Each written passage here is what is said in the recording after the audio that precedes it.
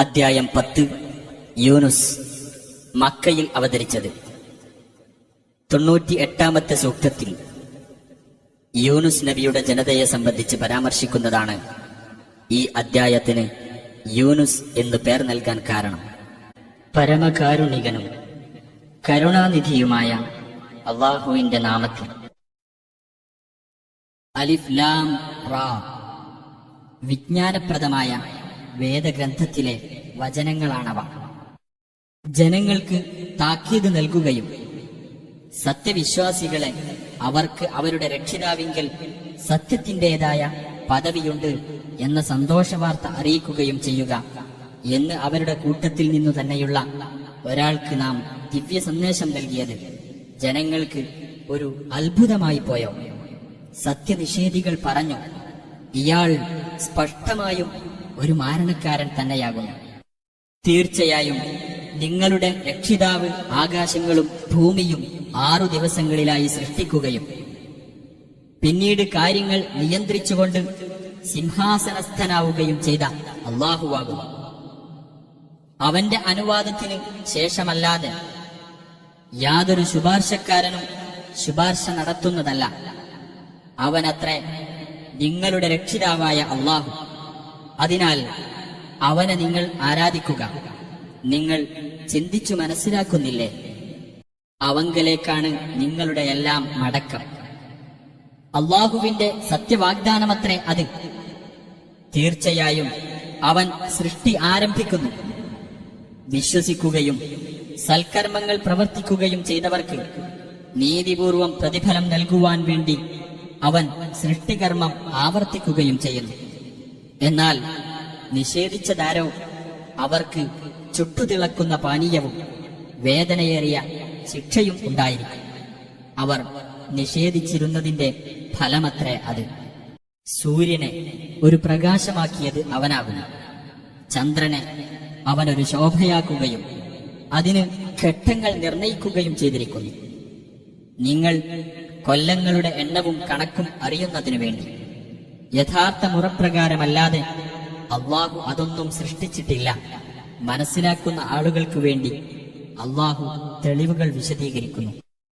തീർച്ചയായും രാപ്പകലുകൾ വ്യത്യാസപ്പെടുന്നതിനും ആകാശങ്ങളിലും ഭൂമിയിലും അല്ലാഹു സൃഷ്ടിച്ചിട്ടുള്ളവയിലും സൂക്ഷ്മത പാലിക്കുന്ന ആളുകൾക്ക് പല തെളിവുകളുമുണ്ട്.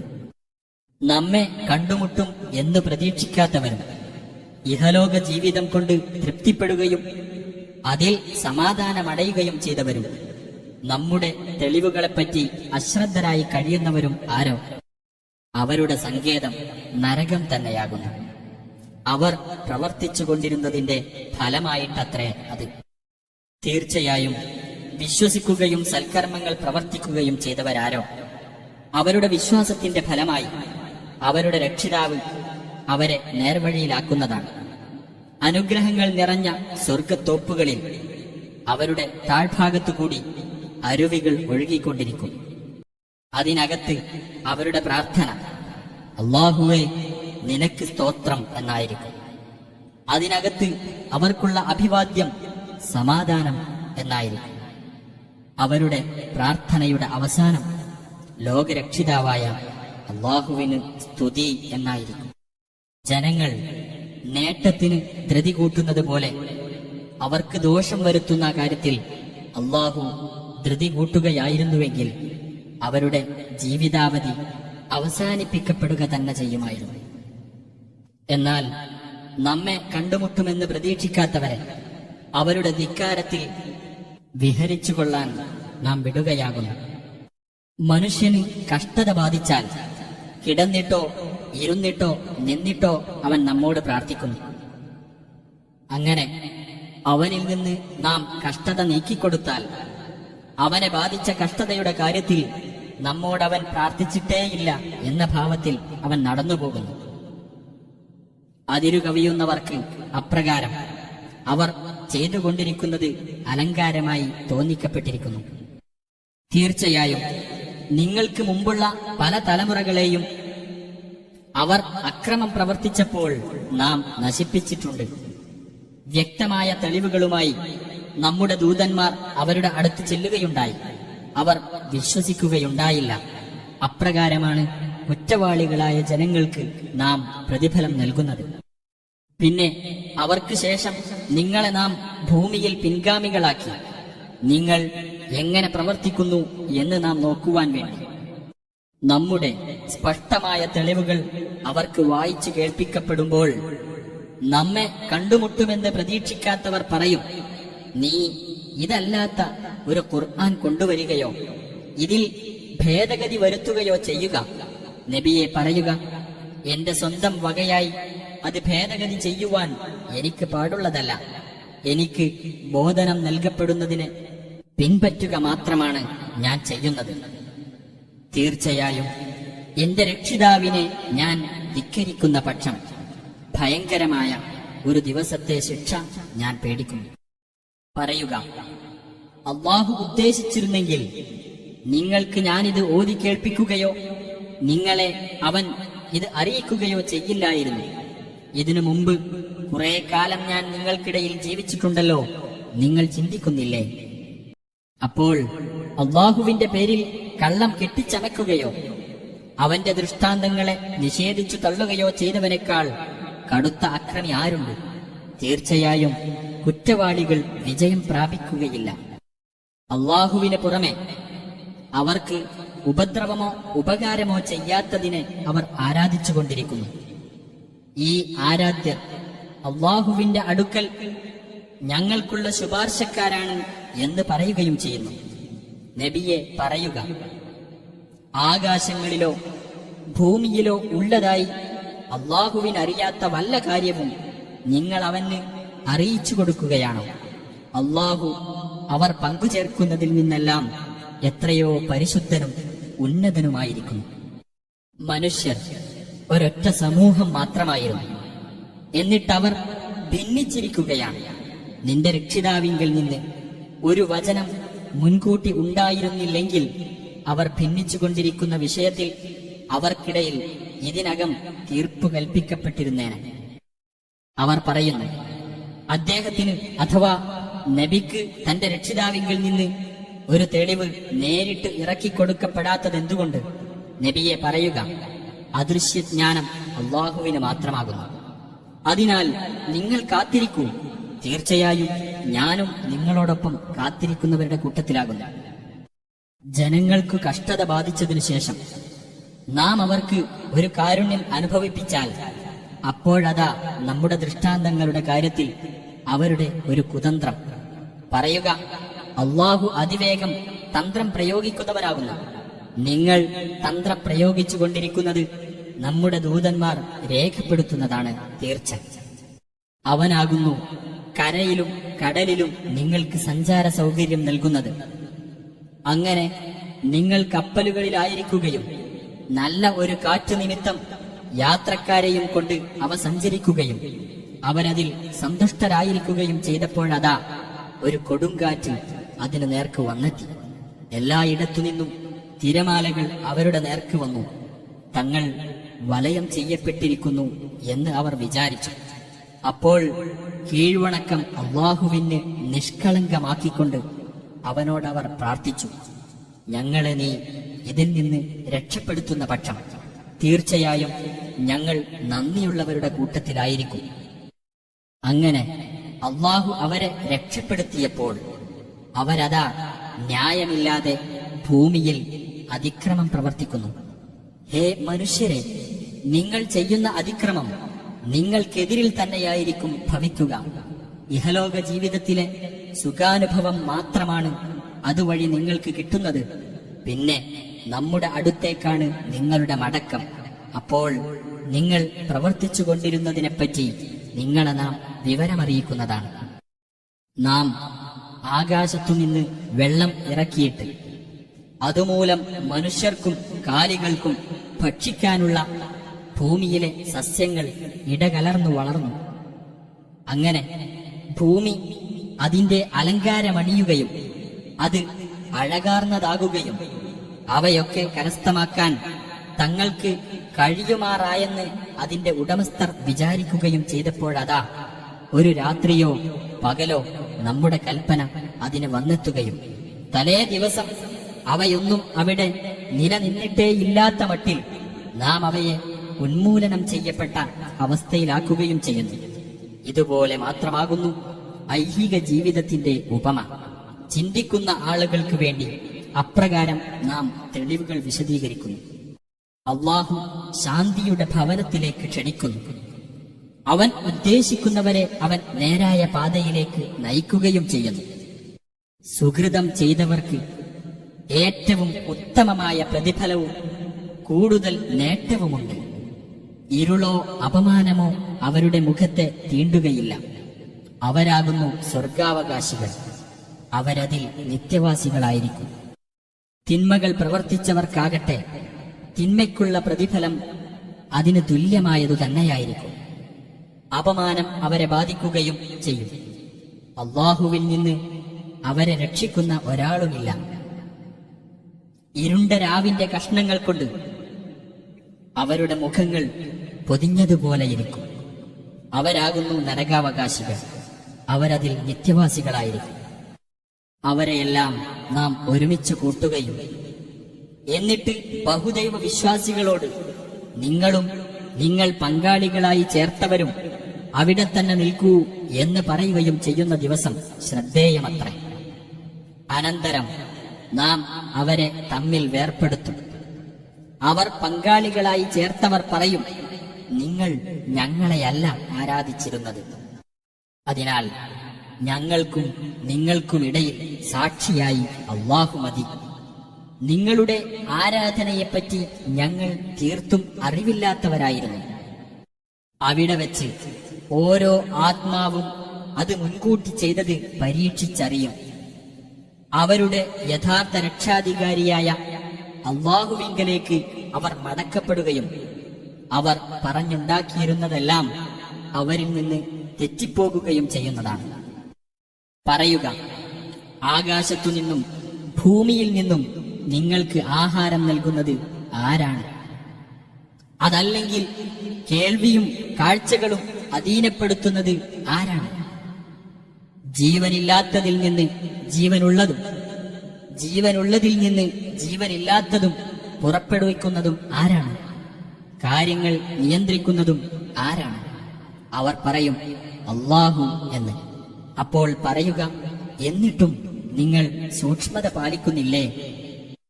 അവനാണ് നിങ്ങളുടെ യഥാർത്ഥ രക്ഷിതാവായ അല്ലാഹു. എന്നിരിക്കെ യഥാർത്ഥമായുള്ളതിന് പുറമെ വഴികേടല്ലാതെ എന്താണുള്ളത്? അപ്പോൾ എങ്ങനെയാണ് നിങ്ങൾ തെറ്റിക്കപ്പെടുന്നത്? അപ്രകാരം ധിക്കാരം കൈക്കൊണ്ടവരുടെ കാര്യത്തിൽ അവർ വിശ്വസിക്കുകയില്ല എന്നുള്ള നിന്റെ രക്ഷിതാവിന്റെ വചനം സത്യമായിരിക്കുന്നു. നബിയെ പറയുക, സൃഷ്ടി ആദ്യമായി തുടങ്ങുകയും പിന്നെ അത് ആവർത്തിക്കുകയും ചെയ്യുന്ന വല്ലവരും നിങ്ങൾ പങ്കാളികളായി ചേർത്തവരുടെ കൂട്ടത്തിലുണ്ടോ? പറയുക, അല്ലാഹുവാണ് സൃഷ്ടി ആദ്യമായി തുടങ്ങുകയും പിന്നെ അത് ആവർത്തിക്കുകയും ചെയ്യുന്നത്. എന്നിരിക്കെ നിങ്ങൾ എങ്ങനെയാണ് തെറ്റിക്കപ്പെടുന്നത്? നബിയെ പറയുക, സത്യത്തിലേക്ക് വഴികാട്ടുന്ന വല്ലവരും നിങ്ങൾ പങ്കാളികളായി ചേർത്തവരുടെ കൂട്ടത്തിലുണ്ടോ? പറയുക, അല്ലാഹുവത്രേ സത്യത്തിലേക്ക് വഴികാട്ടുന്നത്. ആകയാൽ സത്യത്തിലേക്ക് വഴി കാണിക്കുന്നവനാണോ? അതല്ല ആരെങ്കിലും വഴി കാണിച്ചെങ്കിലല്ലാതെ നേർമാർഗം പ്രാപിക്കാത്തവനാണോ പിന്തുടരാൻ കൂടുതൽ അർഹതയുള്ളവൻ? അപ്പോൾ നിങ്ങൾക്കെന്തു പറ്റി? എങ്ങനെയാണ് നിങ്ങൾ വിധി കൽപ്പിക്കുന്നത്? അവരിൽ അധിക പേരും ഊഹത്തെ മാത്രമാണ് പിന്തുടരുന്നത്. തീർച്ചയായും സത്യത്തിന്റെ സ്ഥാനത്ത് ഊഹം ഒട്ടും പര്യാപ്തമാകുകയില്ല. തീർച്ചയായും അല്ലാഹു അവർ ചെയ്തുകൊണ്ടിരിക്കുന്നതെല്ലാം അറിയുന്നവനാകുന്നു.